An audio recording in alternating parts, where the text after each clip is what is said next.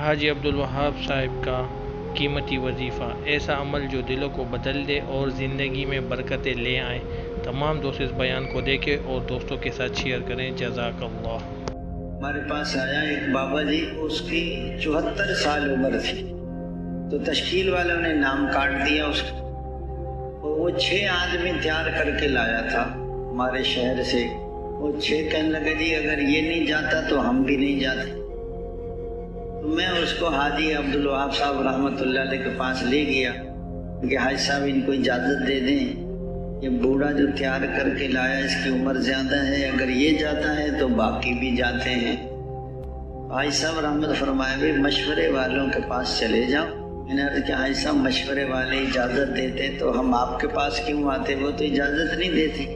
فرمانے لگے میں تمہیں وظیفہ بتاتا ہوں، وظیفہ پڑھ کے جاؤ۔ میں کہا جی بتائیں وظیفہ۔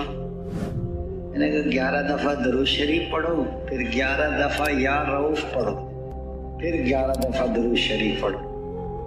میں نے جماعت والوں سے کہا میں بھی پڑھو وظیفہ، اگر بابا جی کو پاس کرانا ہے تو۔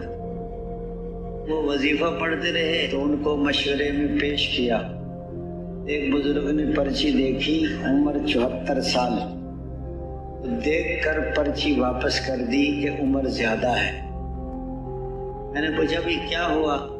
کہنے لگے جی وہ تو مشورہ ہوا ہی نہیں، ایک بزرگ نے پرچی دیکھی، وہ پیچھے کے پیچھے ہی واپس کر دی۔ اگلے دن مسجد کے امیر سے کہا ہمیں بھی پرچی تو اندر گئی نہیں، مشورہ تو ہوا ہی نہیں۔